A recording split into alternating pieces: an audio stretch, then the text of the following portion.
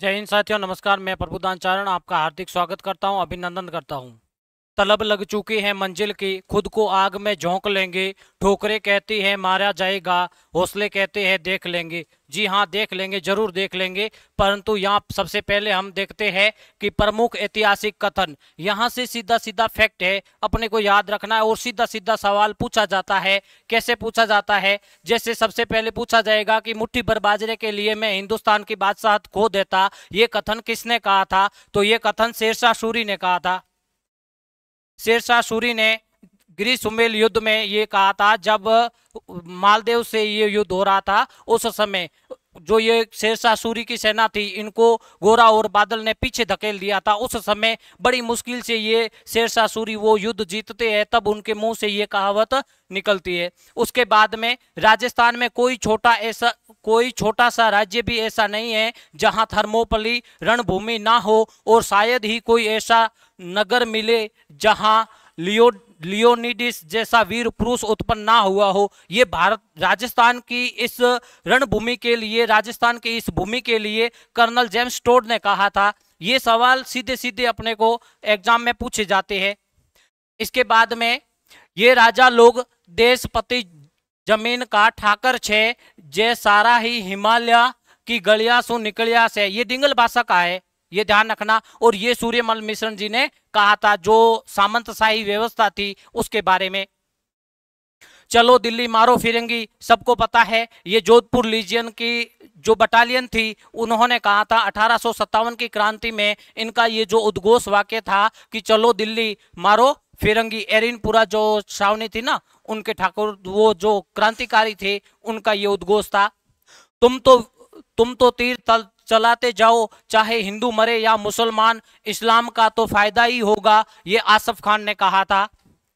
ऐसे 100 किलो को मैं मुसलमान के एक बाल बराबर नहीं समझता हूं, ये जलालुद्दीन खिलजी ने कहा था रणथंभौर दुर्ग के बारे में।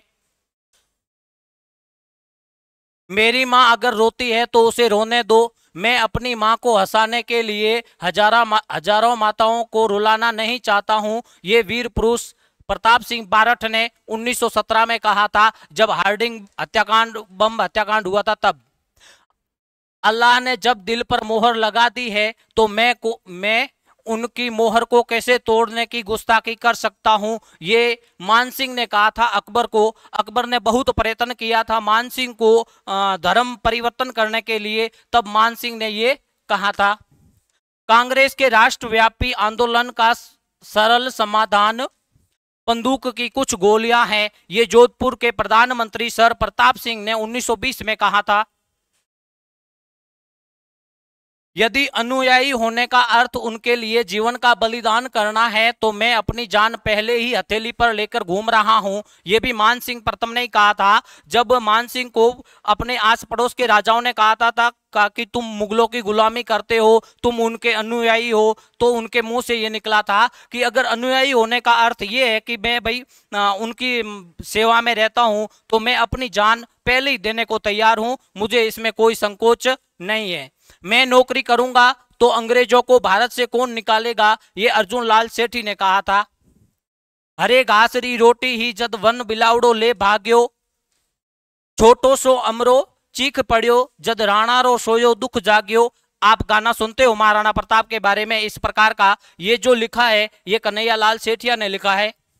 यह दुर्ग इतनी बुलंदी पर बना है कि नीचे से ऊपर देखने पर सिर की पगड़ी नीचे गिर जाती है, यह कुंभलगढ़ दुर्ग के बारे में अबुल फजल ने कहा था। बाकी सारे दुर्ग नंगे हैं परंतु यह बख्तर बंद है, यह भी अबुल फजल ने रणथंभौर दुर्ग के बारे में कहा था। सोने के 2 दानों के बदले यहां तो चावल का 1 दाना भी नसीब नहीं हो रहा है, यह भी अबुल फजल ने। जब रणथंभौर दुर्ग का घेरा डाला था उस समय उनको खाने के लाले पड़ गए थे, तब उन्होंने ये कहा था। कांकड़ खेती कर धनुष पुत्र पुत्री, पास बने ना संभले भड़ो गिरधर दास। ये महाराणा प्रताप के बारे में डिंगल भाषा में कहा गया एक श्लोक है। मुझे आज प्रसन्नता है कि भारत माता का लाल उनकी मुक्ति, उनकी बोले तो भारत माता, मुझे आज प्रसन्नता है कि भारत माता का लाल उनकी मुक्ति के लिए शहीद हो गया, ये केसरी सिंह बारठ ने कहा था प्रताप सिंह बारठ के लिए। सिंह सवन सतपुरुष वचन कदली फले एक बार, तिरिया तेल हमीर हट चढ़े न दूजी बार। ये हठी शासक, आपने नाम सुना ही होगा, हमीर देव चौहान के बारे में कहा गया था, जो शरणागत के लिए आज भी जाने जाते हैं। तू स्वदेशी रूखड़ा मैं परदेशी लोग, माने अकबर तेड़िया तू क्यों आयो फोग। ये राय सिंह जो बीकानेर के शासक थे, उन्होंने कहा था जब ये महाराष्ट्र अभियान पे गए हुए थे, उस समय वहां पर एक फोग, अपने मारवाड़ी भाषा में जिसको आंकड़ा कहते हैं, उनको देख करके उनके मुंह से ये निकला था। मुगल बादशाह अपनी विजयों में से आदि के लिए राठौड़ों की 1,00,000 तलवारों के एहसानमंद है, ये कर्नल जेम्स टोड ने कहा था। जी हाँ, आज के लिए इतना ही है, मिलते हैं नेक्स्ट पार्ट में, तब तक के लिए जय हिंद।